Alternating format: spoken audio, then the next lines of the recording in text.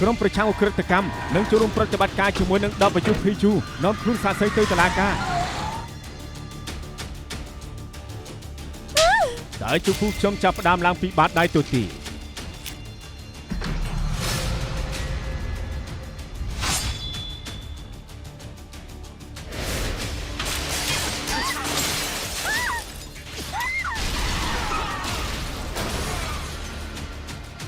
លេខទូរស័ព្ទដែលលោកអ្នកហៅបានបិទសេវា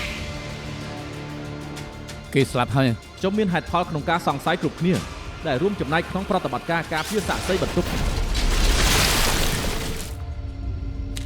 ពួកគេជាជនសង្ស័យថាជារនុកក្នុងពិភពលោកខូចខើណាស់អ្នកនៅក្បែរឯងអាចមិនមែនជាមនុស្សល្អគ្រប់អ្នកដែលខ្ញុំកំពុងស៊ើបលោកគួរសង្ស័យជាងគេ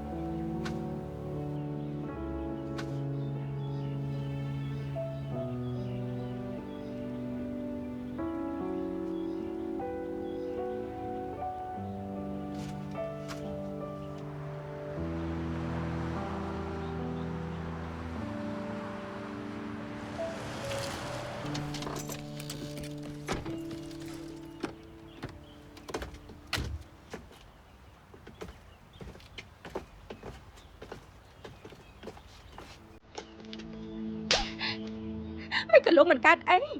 លោកសឹមជំនាញពួកគេទេលោកធ្វើឲ្យប្តីខ្ញុំស្លាប់អានកាសចាំតិចសិនសុំទោស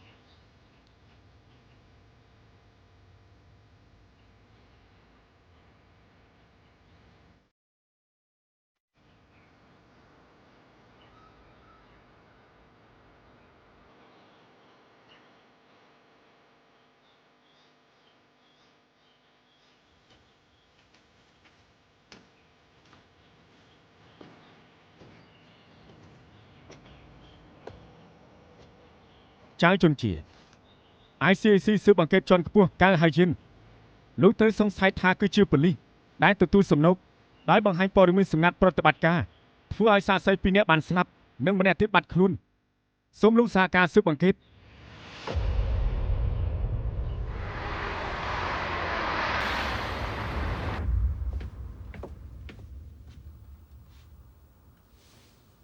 ខ្ញុំសហការស៊ើបអង្កេត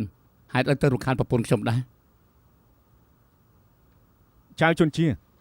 សមាជិកក្រុមគ្រួសារនិងមិត្តរួមការងារសុទ្ធតែពាក់ព័ន្ធនិងនាំទៅសួរចម្លើយពួកយើងគ្រាន់តែធ្វើតាមច្បាប់លោកជាអធិការជាន់ខ្ពស់មិនសុំណាម្ដងទេអូខេ ICAC ពួកលោកចូលចិត្តធ្វើតាមនីតិវិធី មិនអីទេកុំបារម្ភ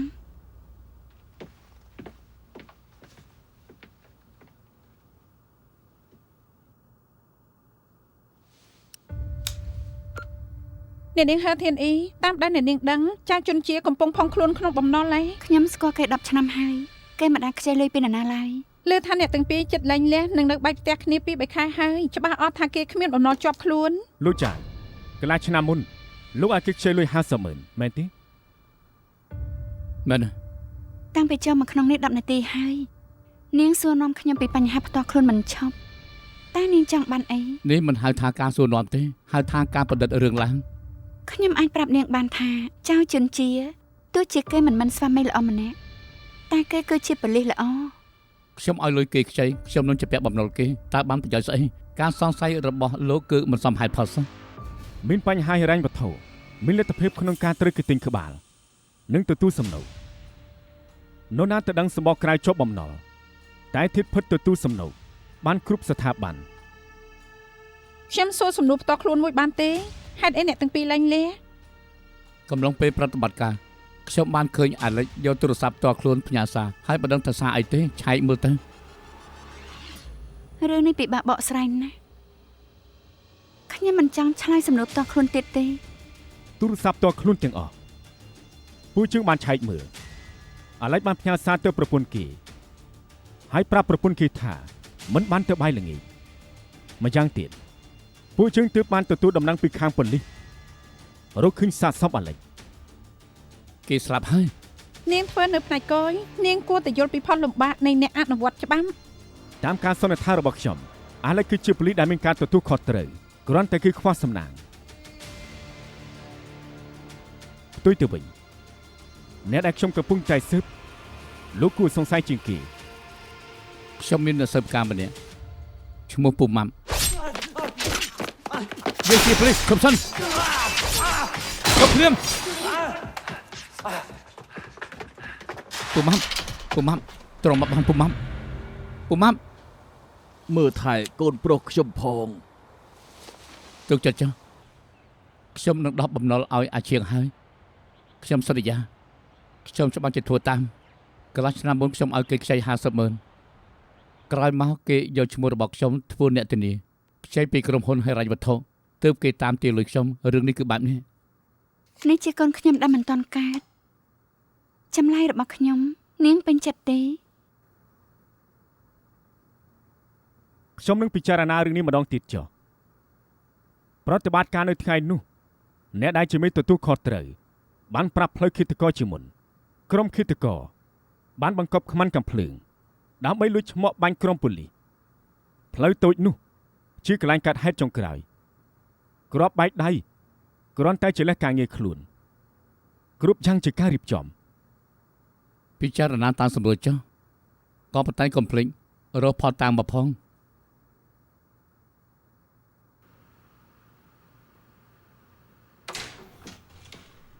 លោកទៅនាំខ្លួនគេពីកន្លែងបន់សពបែបនេះមិនខ្លាចគេយកធ្វើជាលេសទេហ៎ ខ្ញុំសាឡបងគេតែប៉ុណ្ណោះបើគេពិតជាធ្វើការឲ្យតាយជូហ្វូពិតមែនបើមានបញ្ហាអញ្ចឹងគឺច្បាស់ជាទៅរកគេឲ្យជួយដល់ពេលនោះពួកជើងនឹងបានតម្រុយ ICAC បានបើកការស៊ើបអង្កេតលើឯងខ្ញុំថាឯងមិនគួរបន្តធ្វើការកងកម្លាំងប៉ូលីសទៀតទេគួរតែបញ្ឈរជើងមួយរយៈ ឈប់សិនបច្ចុប្បន្នចៅជនជាកំពុងតែជួយ ICAC ស៊ើបក្តីប៉ុណ្ណោះគេគ្មានទោសទេ ខ្ញុំមិនចង់ឲ្យមានគេនិយាយដើមកងកម្លាំងប៉ូលីសទេ រក្សាកិត្តិយសកម្លាំងប៉ូលីសជាកាតព្វកិច្ចគ្រប់គ្នាមិនមែនជាបន្ទុកគេតែម្នាក់ទេ តែបញ្ហានេះគេត្រូវទទួលខុសត្រូវធំជាងគេបញ្ហាខ្ញុំទទួលយកការស៊ើបអង្កេតផ្ទៃក្នុងត្រូវផ្អាកទូរនីតិសូមគោរពលា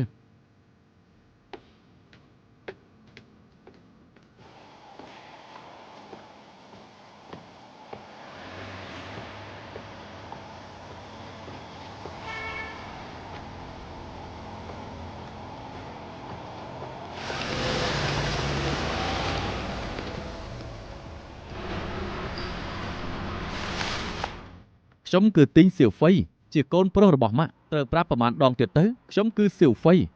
ស៊ីវហ្វៃ ស៊ីវហ្វៃ ស៊ីវហ្វៃ លេងបន្តទៀតទៅ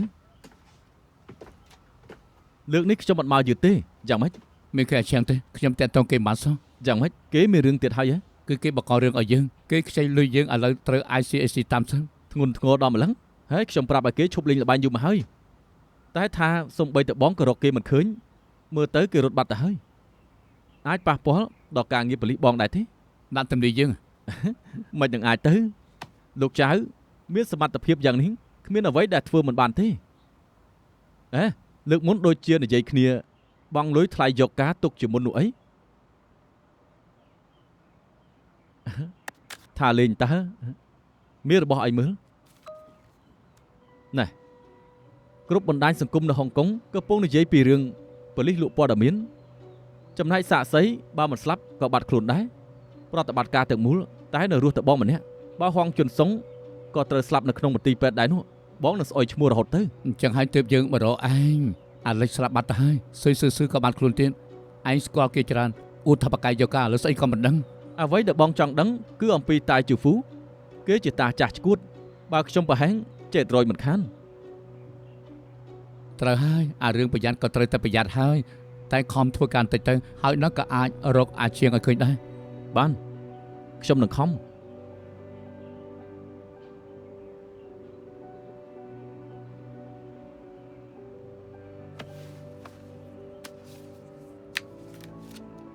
សល់តែប៉ុណ្្នឹងទេ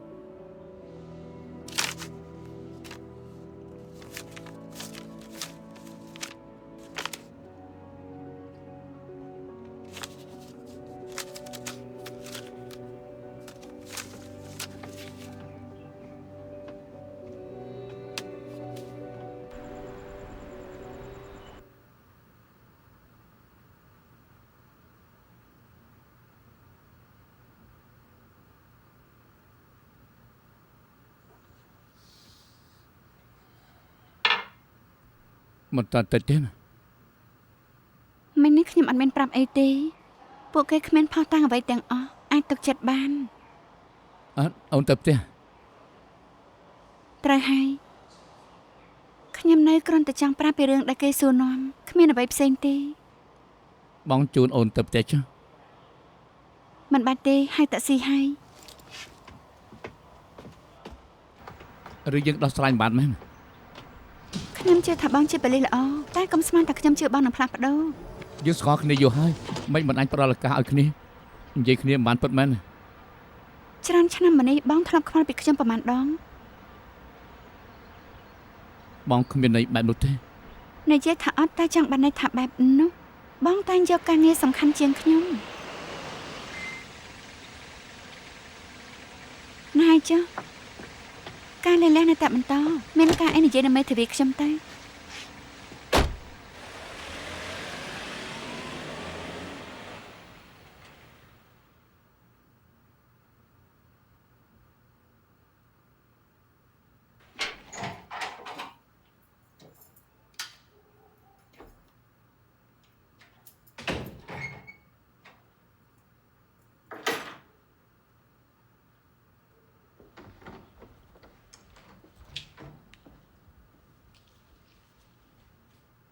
យ៉ាងម៉េចលទ្ធផលយ៉ាងម៉េចដែរ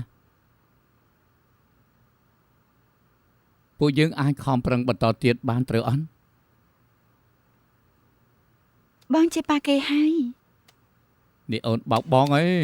ជាការពិតណាអរគុណអូនសម្លាញ់ មើលចាស់បងតែងខោអាវសម្រាប់កូនស្រីហើយស្បែកជើងសម្រាប់កូនប្រុសអត់ត្រូវគ្នាអីបន្តិចសោះ អូននិយាយនេះជន់ដានខ្លួនឯងហើយក្រែងអូននឹងក៏ទិញខ្សែដៃដែរអញ្ចឹងខ្សែដៃសម្រាប់កូនស្រីប្រកាសជាកូនស្រីហើយបើកូនប្រុសក៏មិនទៅម្យ៉ាងទៀតខ្សែដៃនេះឡើងធំទៅហើយគឺត្រូវពាក់ឬមួយក៏អត់ ឆាប់រអ៊ូញ៉ាំប៉ាំវិញទៅបងធ្វើអី បងទ្រាំមើលអូនបែបនេះមិនបានទេ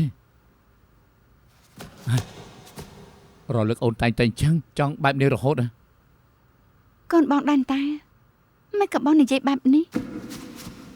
អូនចង់លែងលះមែនទេតាមពិត អញ្ចឹងលែងលះគ្នាទៅ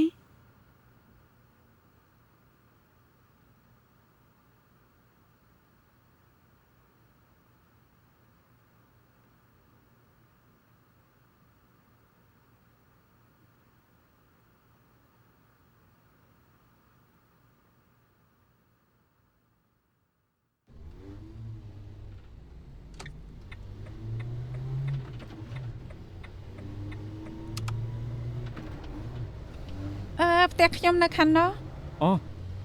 សុំទោសចាំខ្ញុំបត់ឡានត្រឡប់ទៅវិញ លោកចង់ញ៉ាំអាហាររាត្រីដែរទេខ្ញុំក៏ឃ្លានដែរ អូឡនតាឡ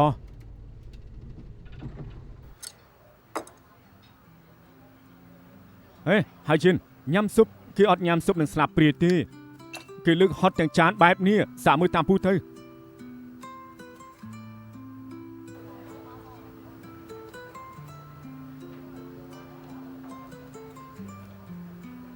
លោកហត់ស៊ុបមិនញ៉ាំនឹងស្លាបព្រាទេហ៎ ពូខ្ញុំក៏ចូលចិត្តញ៉ាំបែបហ្នឹងពេលដែលខ្ញុំធំឡើងជាមួយគាត់យូរទៅក៏ជួបគំរូតាមគាត់ ប្រកាន់អត់បើខ្ញុំសួរពីប៉ាម៉ាក់លោក បើកឡានពីស្វឹងកាលនោះខ្ញុំអាយុ6ឆ្នាំក្រោយមកលោកពូណាមីងជួបខ្ញុំទៅនៅជាមួយទុកខ្ញុំដូចជាកូនបង្កើតពូគាត់ផ្ដោតផ្ទះឲ្យខ្ញុំទៀត រឿងកាត់ឡើងហើយយើងមិនអាចផ្លាស់ប្ដូរទេតែរឿងមិនទាន់កើតយើងអាចផ្លាស់ប្ដូរបានថែមអាចារ្យទៀតទេញ៉ាំឲ្យច្រើនសម្រាប់ឲ្យច្រើនទើបមានកម្លាំងរកយុត្តិធម៌ឲ្យជនរងគ្រោះនៃរឿងនេះ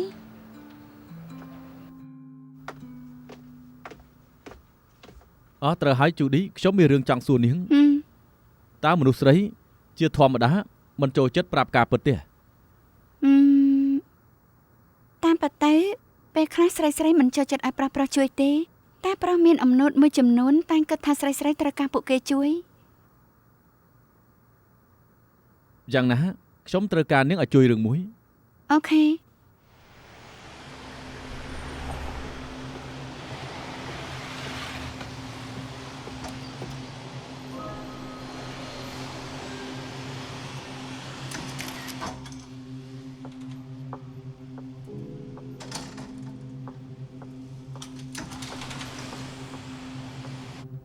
លោកលាវទាំងនេះជារូបដែលខ្ញុំថតបានពេលកំពុងតាមដានលីនម៉ៃសៀ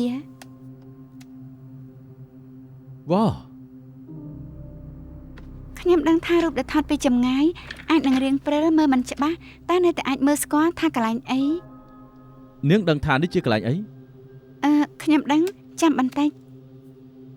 លីនម៉ៃសៀឡើងទៅជាន់ណាខ្លះអាគារនោះមានក្រុមហ៊ុនអីខ្លះអាគារពាណិជ្ជកម្មនោះឈ្មោះអីនាងដឹងទេ រកឃើញហើយវាមានឈ្មោះជាមជ្ឈមណ្ឌលសួយអ៊ីង បញ្ជីឈ្មោះស្ថាប័ន ខ្ញុំអត់បានថតទេ ឆាប់ទៅថតភ្លាមទៅខ្ញុំចង់ដឹងក្រុមហ៊ុននៅក្នុងអាគារនោះ ចា ជូឌីក្នុងនាមជារដ្ឋអាជ្ញាមិនអាចពឹងលើព័ត៌មានដែលបានពីអ្នកដទៃទាំងស្រុងទេព័ត៌មានខ្លះត្រូវការយើងចេញទៅយកដោយផ្ទាល់ត្រូវចេះរកដំណោះស្រាយទៅតាមវិធីរបស់ខ្លួនឯងយល់ដែរទេ លោកកៅព័ត៌មានទិញលក់គ្រីបតូរបស់លីនម៉ៃសៀ ខ្ញុំចូលថាហោះចុងសុងមិនប្រកែកខាងវិនិយោគជារឿយៗគាត់វិនិយោគអ្វីដែលសុវត្ថិភាពដូចជាមូលនិធិឬហ៊ុនដែលមានហានិភ័យទៀត លោកលាវបញ្ជីឈ្មោះស្ថាប័នរបស់អាគារខ្ញុំចាំបានចន្ទាយន្តថ្ងៃនោះឈប់នៅជាន់ទី17 21និងជាន់ទី24 គ្លីនិកទណ្ឌពេទ្យពេទ្យព្យាបាលរោគស្ត្រីហាងថែទាំសម្រស់និងក្រុមហ៊ុនហិរញ្ញវត្ថុ បានតាមចរិតគាត់ច្បាស់ជាមិនទិញគ្រីបតូ តែកន្លះឆ្នាំមុនពួកគេបានទិញវាក្នុងមួយចំនួនច្រើនម្ដងអស់5លានក៏មាន តែខ្ញុំទេថាច្បាស់ជាមិនមែនហាងថែទាំសម្រស់ឬ clinic តនពេទ្យនោះទេ មិនក៏ថាអញ្ចឹង លិនមេស៊ីម្នាក់នេះមើលទៅមិនដូចអ្នកចូលចិត្តតែងខ្លួនទេច្បាស់ជាមិនចាយលុយលើការថែទាំសម្រស់ឬពេទ្យថ្មិញឡើយ ចុះពេទ្យព្យាបាលរោគស្ត្រីនោះវិញ ខ្ញុំពិនិត្យហើយនេះជាលិខិតពិនិត្យសុខភាពគាត់បានតែពិនិត្យសុខភាពទូទៅនៅពេទ្យសាធារណៈគ្មានបញ្ហារោគស្ត្រីដូច្នេះគាត់មិនអាចទៅពេទ្យរោគស្ត្រីទេ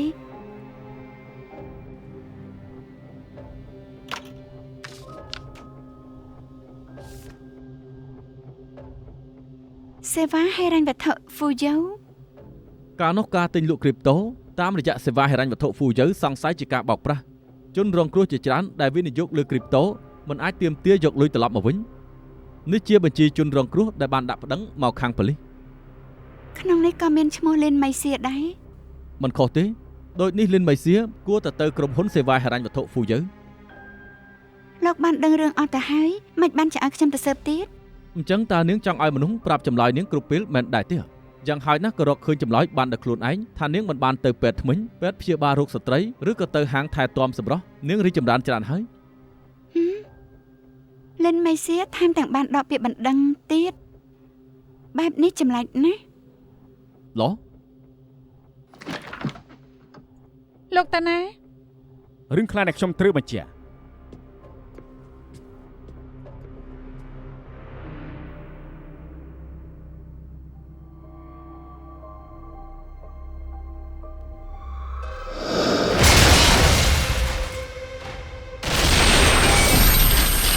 ឯនៅទីនេះធ្វើអីឯងគ្រាន់តែចង់រីរាំងពួកគេមិនបានថាសម្រាប់ទេពួកគេជាមិត្តខ្ញុំណា លោកបិទមាត់ឲ្យជិតទៅខ្ញុំស្គាល់ក្មួយប្រុសលោកកៅហៅយិននៅ ICAC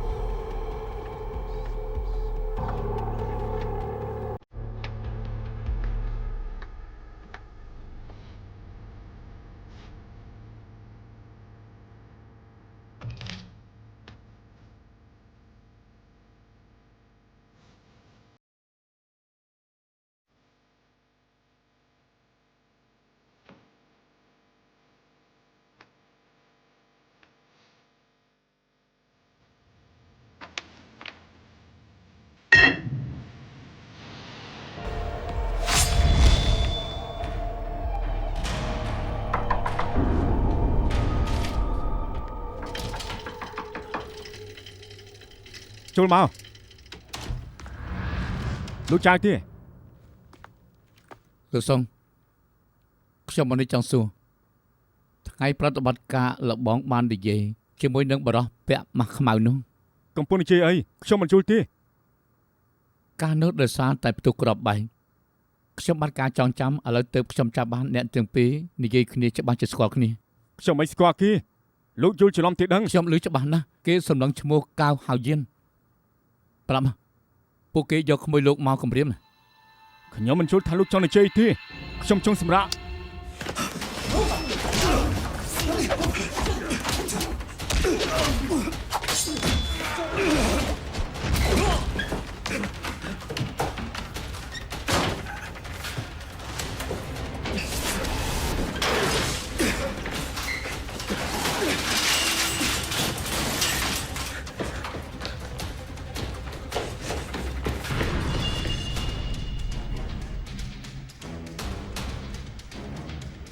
លោកឡើងជីចន្ទាយន្តទី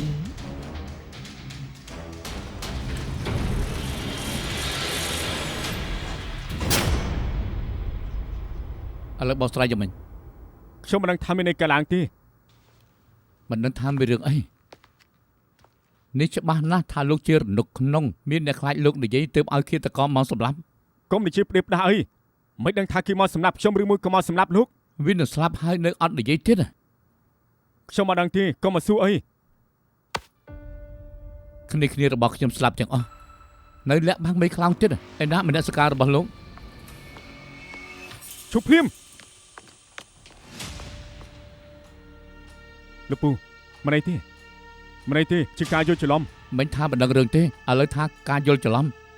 មិញឃាតករចូលមកសម្រាប់គេបើមិនបានខ្ញុំទេគេស្លាប់បាត់ទៅហើយ មិញពូបានឃើញលោកចៅប្រយុទ្ធជាមួយដុកទ័រម្នាក់ហើយក៏បានរត់ទៅខាងក្រៅ ចង់ដឹងច្បាស់ឆៃកាមេរ៉ាទៅ លោកចៅពូខ្ញុំជាអ្នកជំងឺលោកក៏មករំខានអីខ្ញុំនឹងដាក់លិខិតស្នើឲ្យលោកនៅឲ្យឆ្ងាយពីគាត់ ក្រែងលោកចង់រករនុកក្នុងគេក៏នៅដែរសើបគេផលទៅឬក៏លោកចង់លាក់បាំងគេ ខ្ញុំធ្វើការតាមច្បាប់ទម្លាប់ស៊ើបអង្កេតតាមភស្តុតាងរបៀប ICAC ធ្វើការលោកមិនចាំបាច់ប្រាប់ អញ្ចឹងប៉ូលីសស៊ើបអង្កេតរឿងក្តីចាំបាច់លោកប្រាប់ទេ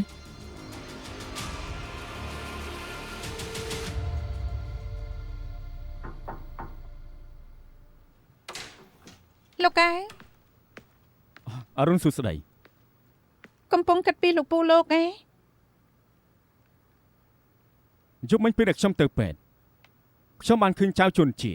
កំពុងតែក្បួយកោអាវពូខ្ញុំគាត់មិនដឹងរឿងអីតែចៅជន់ជាបាននិយាយយ៉ាងច្បាស់ថាឃាតករព្យាយាមសម្លាប់គាត់ បើអ្វីដែលចាជន់ជានិយាយជាការពិនអញ្ចឹងលោកពូលោកអាចគ្រោះថ្នាក់ទេតើអាចពាក់ព័ន្ធនឹងរឿងក្តីសាក់សីទេ មើលទៅលពូដូចជាសៀមស្ងាត់ថែមទាំងឲ្យចៅជន់ជាទៅស៊ើបអង្កេតថែមទៀតតែបញ្ហានោះគឺហេតុអីចៅជន់ជាគឺទៅពេទ្យបញ្ហាដែលគេចាក់ចេញទៅលោកពូចេះតែដេញឲ្យខ្ញុំចេញទៅដែរដូចជាខ្លាចខ្ញុំស៊ូនាំគាត់អញ្ចឹងខ្ញុំដឹងពូមិនវិនិច្ឆ័យហានិភ័យខ្ពស់ទេ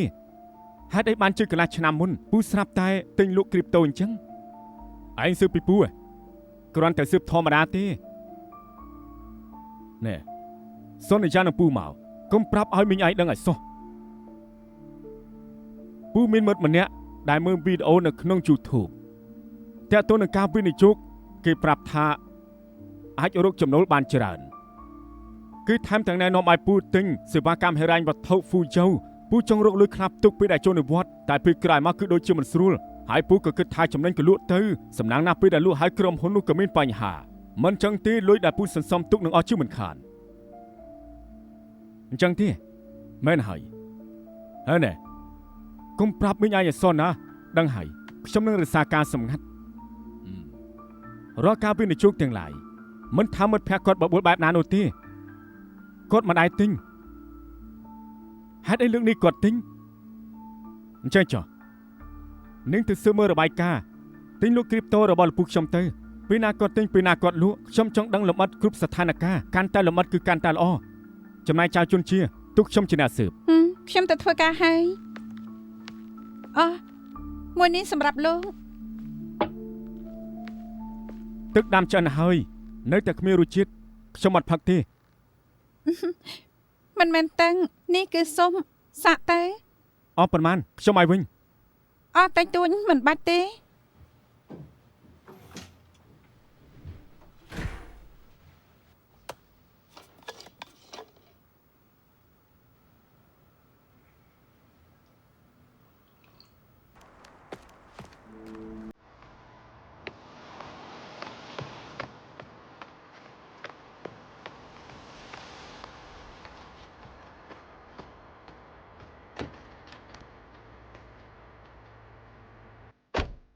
រកឃើញសុយសឺហើយ ស៊ុយស៊ឺអញ្ចឹង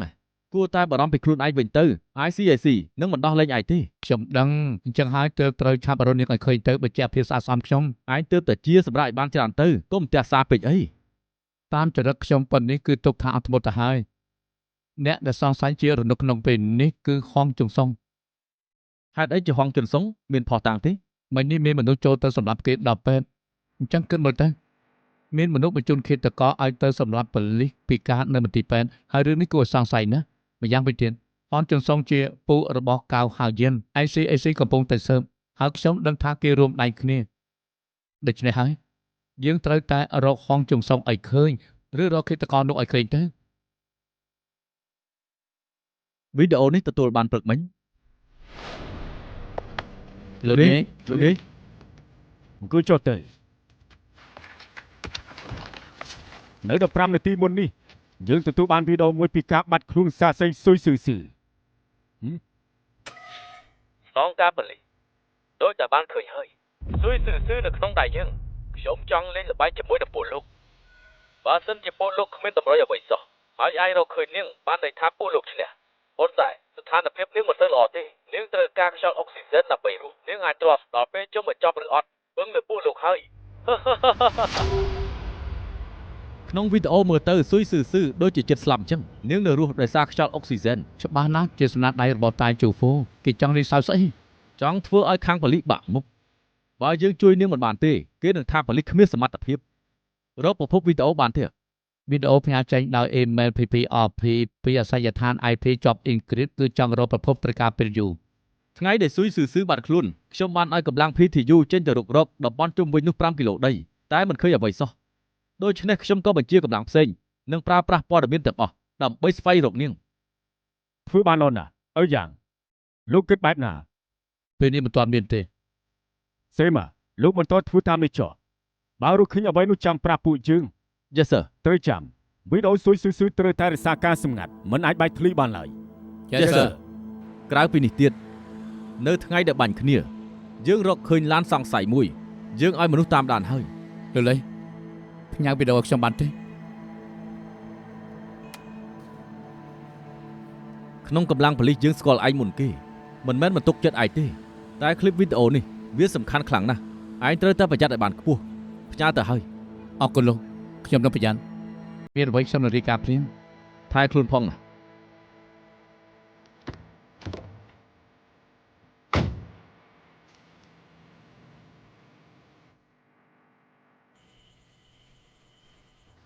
លោកកាលមានមេធាវីម្នាក់ត្រកូលលីចង់ជួបនៅ lobby នេះជាអ្វី នេះជាភស្តុតាងដែលអាចជួយលោកឲ្យរកឃើញរនុកក្នុងនៅក្នុងកម្លាំងប៉ូលីសបើរកឃើញរនុកក្នុងម្នាក់នេះអញ្ចឹងមានឱកាសរកឃើញស៊ុយស៊ឺហើយខ្ញុំពិនិត្យឃើញថាថ្មីនេះលីនមេស៊ីអាសាទៅរកសេវាកម្មហិរញ្ញវត្ថុហ្វូយើមានដុលណាអ៊ូគឺជាប្រធានដែលជាជនសង្ស័យឆបោកកាលពីលើកមុនមានវិនិយោគគ្រីបតូជាច្រើនដែលពួកគេមិនអាចដកលុយមកវិញហើយពួកគេបានទៅប្តឹងប៉ូលីសនៅក្នុងបញ្ជីជនរកគ្រោះខ្ញុំរកឃើញឈ្មោះមួយលីនមេស៊ីរឿងក្តីបោកប្រាស់ហិរញ្ញវត្ថុហ្វូយើចាប់ផ្ដើមនៅខែតុលាវាមិនអាចទៅរួចដែលហងជុនសុងចំណេញហើយឈប់នៅខែវិច្ឆិកាដែលសំខាន់បំផុតនៅថ្ងៃដដែលនោះលីនមេស៊ីបានទៅដកពាក្យបណ្ដឹងវិញអ្នកដែលវិនិយោគនៅក្នុងវិស័យគ្រីបតូគឺលីនមេស៊ីកន្លងមកហងជុនសុងគេប្រយ័ត្នប្រយែងណាស់អ្នកដែលអាចបញ្ចុះបញ្ចូលគេឲ្យវិនិយោគម្ដង5លាននៅក្នុងគ្រីបតូម្នាក់នោះច្បាស់ជាគេទុកចិត្តនៅស្និទ្ធស្នាលបំផុតម្នាក់នោះគឺលីនមេស៊ី ពួកគេបានលុយមកវិញហើយមិនក៏លីនមិនសៀននៅក្រុមហ៊ុននោះទៀត ហងជុនសុងដឹងថាខ្លួនមានបញ្ហាគេថែមទាំងដឹងថា ICAC កំពុងតាមរករនុកក្នុងគេខ្លាចថាត្រូវចាប់បានគេត្រូវទៅលុបចោលគណនីឯកសារនេះលោកយកទៅសួរនាំហងជុនសុងសាក់មើលទៅខ្ញុំមានទំនុកចិត្តថាលោកនឹងរកឃើញស៊ុយស៊ឺ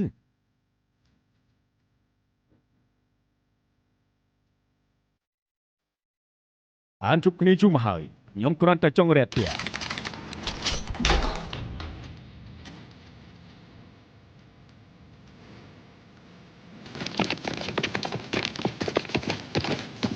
នេះជាភស្តុតាងដែលអាចជួយលោកឲ្យរកឃើញរនុកក្នុងនៅក្នុងកម្លាំងប៉ូលីស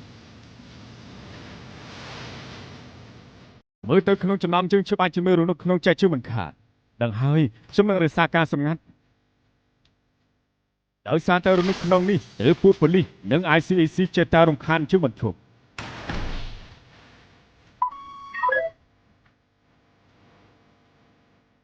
បានសមាជិកគ្រួសារលោកជាអ្នកទទួលសំណងលោកនឹងធ្វើម៉េចលោកប្តឹងពួកគេឬមិនប្តឹង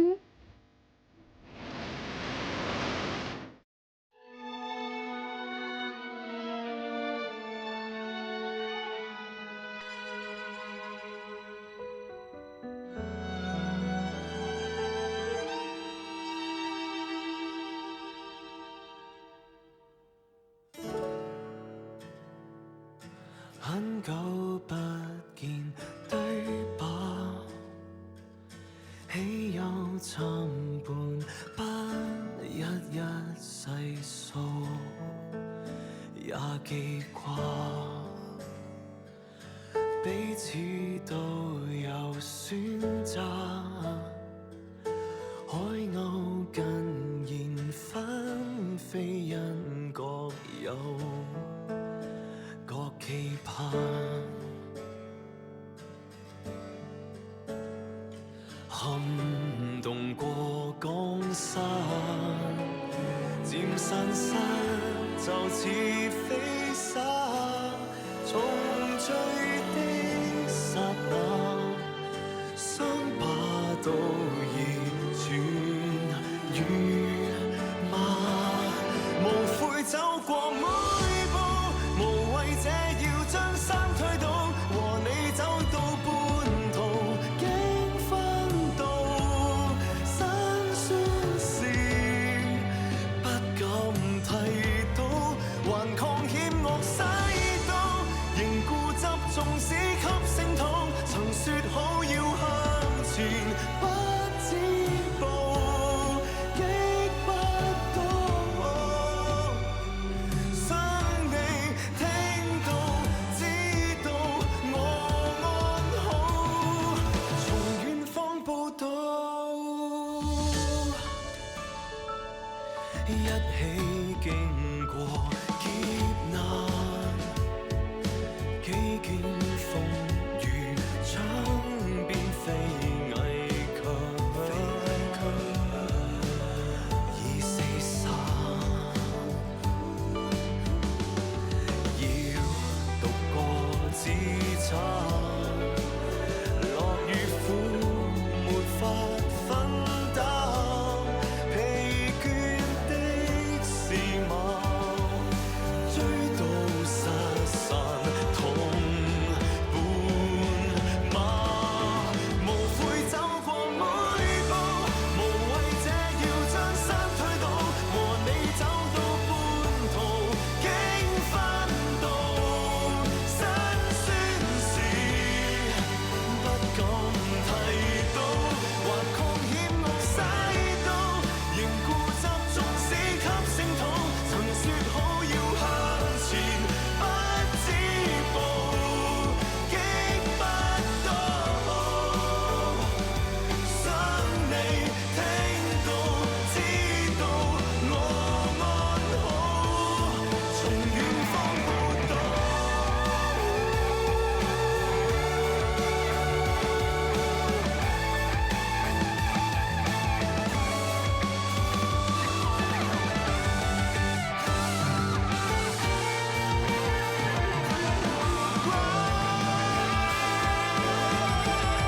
無法一個修補，橋斷開教開的孤島，回看走過那條分岔路，很多人只可回數，如你一切安好，還欠的我都不追討，誰已走過雪泥春分後分不到，只盼聽到知道你安好。